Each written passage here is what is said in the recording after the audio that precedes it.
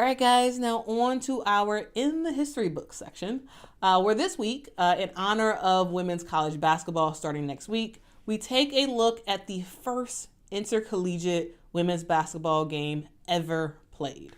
So on April 4th, 1896, at San Francisco's Page Street Armory, history was made. 9 Stanford women took the court to play against 9 women from the University of California. In attendance was 700 women spectators who paid 50 cents and came out to watch this game. Men were banned from attending this game for modesty reasons, so some men decided to climb the roof of the building to watch through the windows.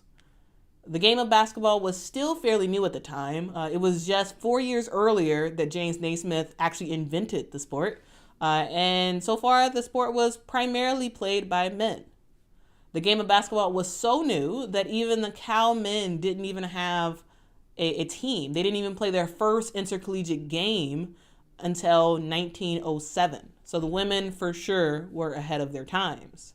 The rules that Naismith came up with were adapted by Sandra Beerson at Smith College to ensure that the game remained ladylike, and it banned things like stealing the ball and other rough play. Now, here were the rules. This was a 9-on-9 game. Yes, you heard me right. There were 18 players on the court at the same time. They played 2 20-minute halves. Each half of the court was zoned in thirds according to the so-called half-court rule that prevailed in the women's game until the 1960s. 3 players were consigned to each zone, and each player could possess the ball for 5 seconds at a time, and they could only dribble twice. Only the home players at the net could shoot, and they couldn't shoot with 2 hands. Very interesting rules, right? Now, let's talk about this game, and I specifically want to reference Mabel Craft's article in the Chronicle.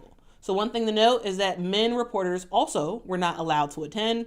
So Mabel and other women journalists covered the game for San Francisco's top 3 newspapers.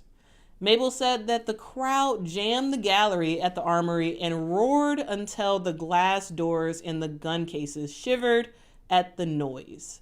Yeah, you heard that right. They were playing in a real armory with real guns in the building. There were many calls for time and some disputes. Enthusiastic captains claimed fouls, and some were allowed, sometimes with a slump and a slide. 3 girls would dive for the ball and end up in an inextricable heap of red, white, and blue. In less time than it takes to read it, they were all planted firmly on their 2 feet, flushed, perspiring intensely in earnest, and oblivious of everything except that ball. She wrote that basketball wasn't invented for girls, and there isn't anything effeminate about it. It was made for men to play indoors, and it is a game that would send the physician who thinks that feminine organization so delicate into hysterics as he tries so hard to perpetuate. The game itself was very low scoring, with the final score of Stanford 2, California 1. So keep in mind that at this time, backboards were not invented. And so if you ever heard of something called netball that they play in Australia, this is kind of similar to that. You literally have a hoop sitting on a pole with nothing else. So you basically had to have a perfect shot in order to actually score. Even with this low-scoring game, this was an historic game and, quote, the first great struggle in feminine athletics. And also, a thing to note is that this game was not just the first women's intercollegiate basketball game. This was the first women's intercollegiate game, period. So these ladies at Stanford and Cal, they made history on a lot of fronts. The hype for this game, while it was great at the time, it didn't last long. In December 1899, Stanford would shut down their women's team, and they said it was for the good of students' health and for the unpleasant publicity accompanied by the contest. However, the Stanford players did not, hang their heads. They decided to form an independent Palo Alto club, which kept competing. Cal's team, on the other hand, was a bit more well regarded. They would go on to continue to play basketball, and they would even be undefeated in their 1897 season. And they even got recognition in the school's yearbook, the 1900 Blue and Gold yearbook, which was a big deal at the time. So that was the story, guys. That was your first intercollegiate women's basketball game ever in 1896. Did y'all know about this game at all?